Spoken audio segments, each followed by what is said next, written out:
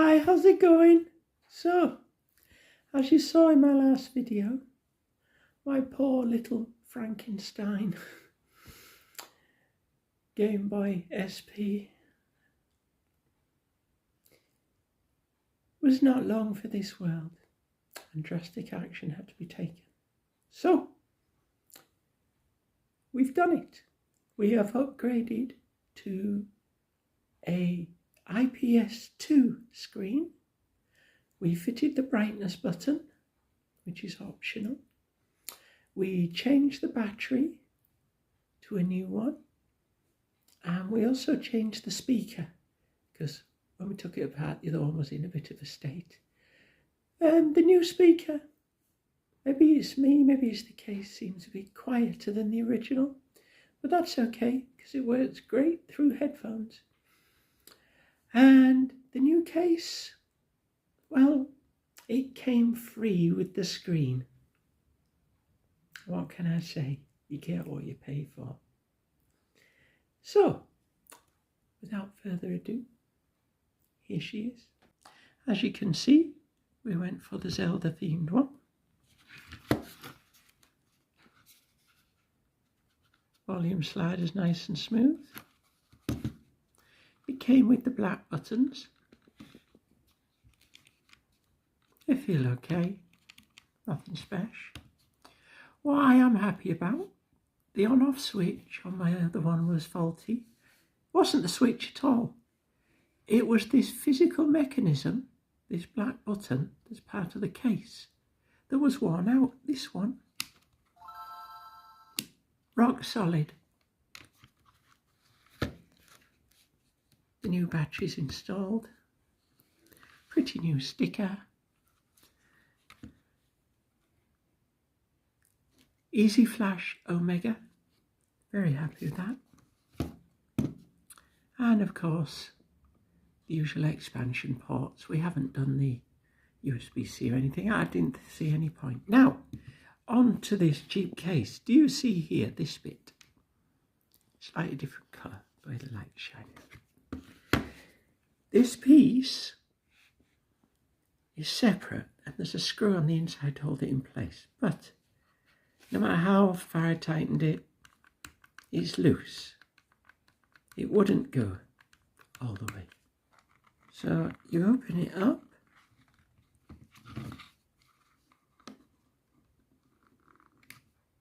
And you still get that lovely satisfying click when you open it.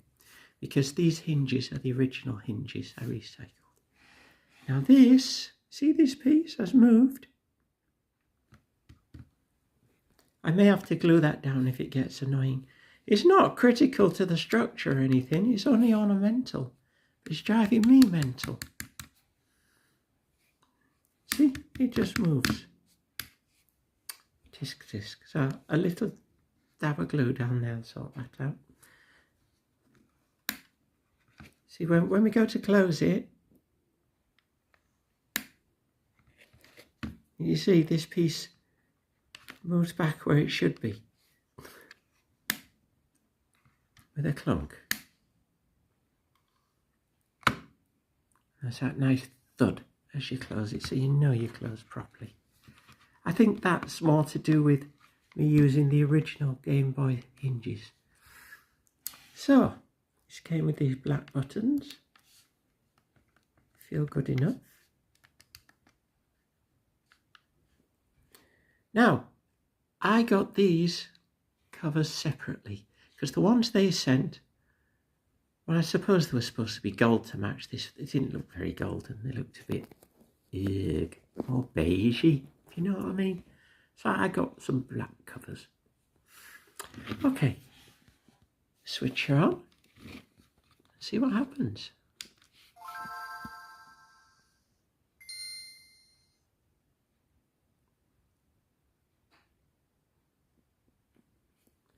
So, the brightness button.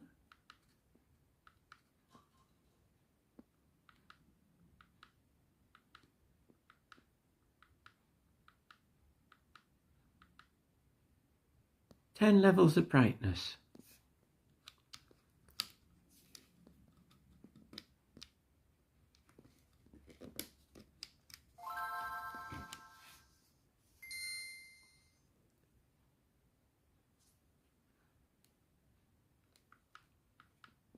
So that's on the minimum brightness. We'll turn off and on again.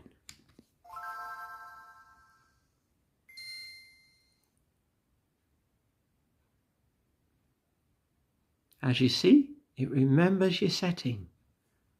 That's pretty good. Means you haven't got to mess about every time. So,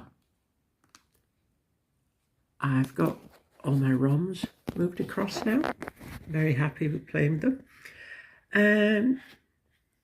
With this Easy Flash Omega, I first put all my ROMs on, and when I put the cartridge in, none of the folders with the ROMs in would appear. I thought I was doing something wrong. Well, I use Windows 10, and as you know, Microsoft has done a lot of damage to Windows 10 lately to try and get you all to upgrade to Windows 11. Rest assured I won't be doing that. If my current software would run under XP, I would still be using XP. So, because of copyright reasons, I can't really show you one of these ROMs playing. What I can do, however, show you the demo.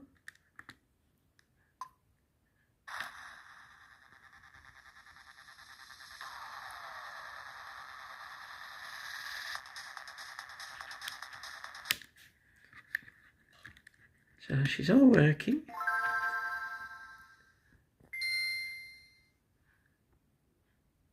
On the whole, I'm very happy with the experience. Now, when we fitted this brightness button, I've watched a few YouTube videos, and what people are doing is soldering a wire to the ribbon cable and then feeding that wire through with the ribbon cable to get to the solder point on the board. I didn't do that. I fitted the screen, fed the ribbon cable through, and at the point where the ribbon cable goes into the Gameboy motherboard, there is a solder point. So I soldered to that, went around here and to the solder point. It was so easy. The most difficult part about the whole job is when you're putting this back together and getting the ribbon cable in and fastened. You could do with 3 hands. What I did in the end, I got the ribbon cable where I wanted it, held it with my finger. Then I swapped fingers, so I had these free. And I got my tweezers. And with my tweezers and my other hand, I managed to lock both sides. I used the tweezers to squeeze them locked solid, then lift the finger off. Now this was difficult because this part was like this, and the bottom part was flat, like where the matting is. So I'm doing all this in there like that. It was quite frustrating. It took a few attempts, but we got there. So yes, we're very happy. But I will say, yes, upgrade your screen. Yes, fit the brightness adjuster. Get the best screen you can, but really see if you can get a better case. This will do me for many a year. I'll be very happy with this. It's plastic. My previous one was metal, but you can't have everything. And I suppose the only real bugbear is this piece here that's loose. There it is again, see? Can you see how that's lifted off?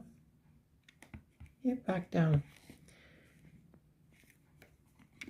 Yeah, it lifts again. So we're going to have to put a tiny little drop of glue in there because I am not dismantling this, removing the ribbon cable and everything to try and fit that more solid. It just needs a blob on that corner. I'll hold it there.